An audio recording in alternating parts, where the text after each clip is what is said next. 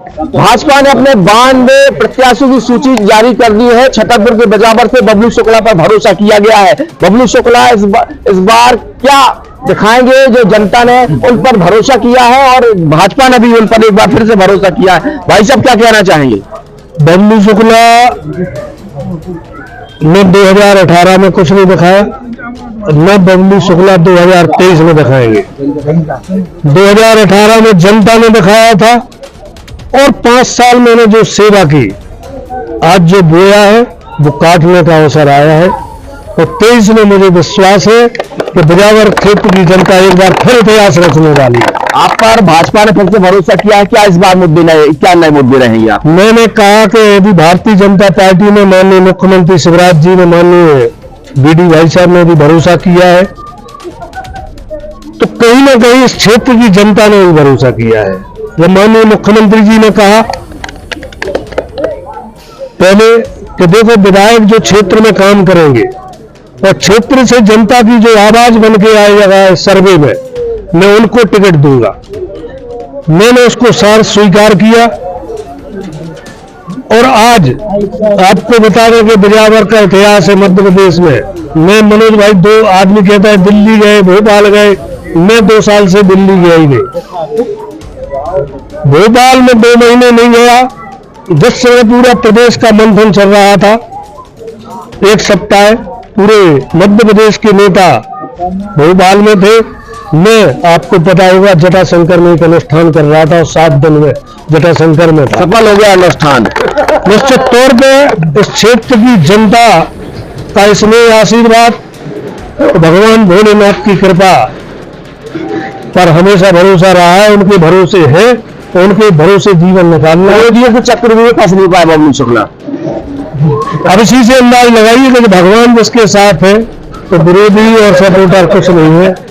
जनता और भगवान जिसके साथ है उसे किसी की परवाह नहीं। यहाँ पर बाहर से भोकाल वाला प्रत्याशी आ गया है कांग्रेस से, कांग्रेस ने यहाँ पर बाहर से भेज दिया है। कितनी दमखम के साथ क्या देखते हैं उसको? मैं समझता हूँ कि वो भी अपने आप में पछताने वाला है कि बहुत जगह गलत जगह आ गया, क्योंकि यह उसका भोकाल और उसके पैसे काम करने वाले नहीं। उसका पैसा भोकाल जहां काम करता जो उस व्यक्ति को जानता नहीं।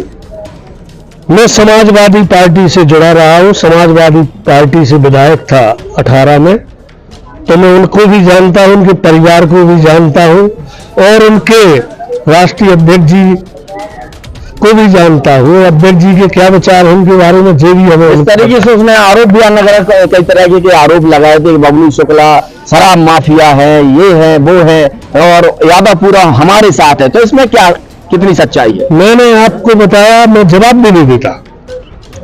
शराब का कारोबार मैंने माइकों से कहा, माननीय मुख्यमंत्री जी के सामने कहा कि 2003 से 16 तक मैंने अपने नाम से ठेके लिए।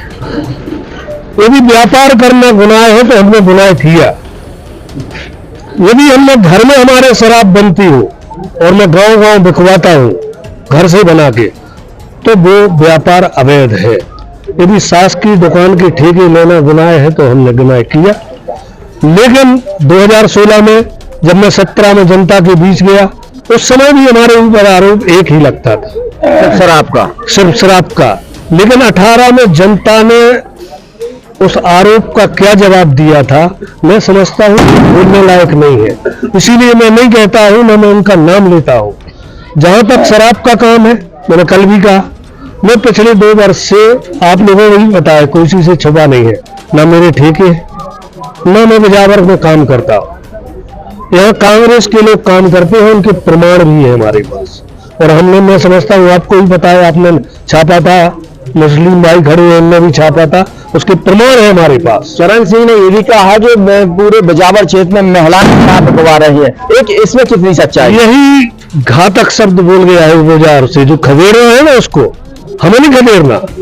इस वहां की महिलाएं, बहनें, माताएं, ये अपमान नहीं है कहीं? जिनका अपमान किया है वही मैंने कहा बैंकॉक का अर्थ, उन्होंने कहा बैंकॉक बना दिया है बबलू शुक्ला ने। तो बैंकॉक का अर्थ मैं समझता हूँ आप लोग मीडिया से सब लोग जानते हैं, हम भी जानते हैं और इतने लोग खड़े हैं, इसमें शायद 1-2% लोग जानते हैं कि बैंकॉक में क्या होता है।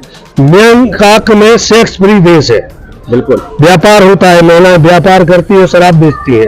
तो उन्होंने बिजावर की माताओं बहनों पे व्यापार और शराब बेचने का आरोप लगाया बैंकॉक के।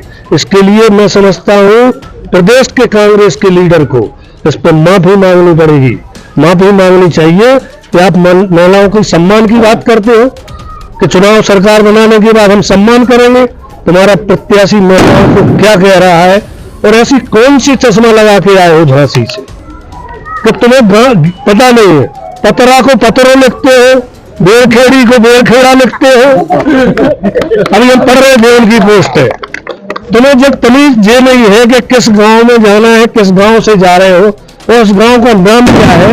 लेकिन ऐसा कौन सा चश्मा है तुम्हारे पास पैसे की ताकत पे कि तुमने बाजार की धरती में उतरते ही लगाया और तुम्हें पूरी बाजार विधानसभा की महिलाएं शराब बेचती दिख गई। मतलब लाडली बहना जवाब देगी अब यूं।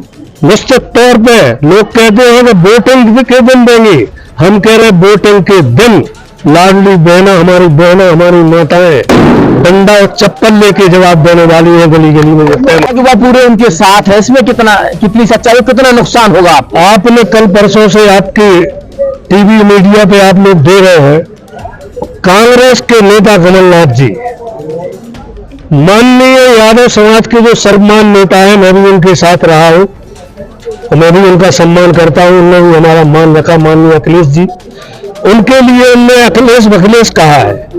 और अखिलेश ने कहा कि चिरकुट नेताओं की हम उसमें बाएं हैं, उसमें उनने भी इस तरीके के आरोप लगाए। निश्चित तौर पे जब अखिलेश जी के लिए अखिलेश बखलेश कहेंगे तो उनकी भाषा क्यों नहीं होगी। आज जैसे हमारी माताओं बहनों पे यदि वो वेश्यावृत्ति और शराब के आरोप लगाएंगे तो हम उनके लिए क्या कहेंगे, सम्मान और पूजा करेंगे। इसीलिए उन्होंने भी कहा है कि जिस मंच पे आपको बैठने के लिए आप कौन होते हैं, बहुत बड़ी बात कही है। जब इंडिया का गठबंधन बनाने की टेबल पे तो माननीय कमलनाथ जी वहां नहीं गए थे, माननीय अखिलेश जी बैठे थे वहां। आज अखिलेश जी का अपमान किया है।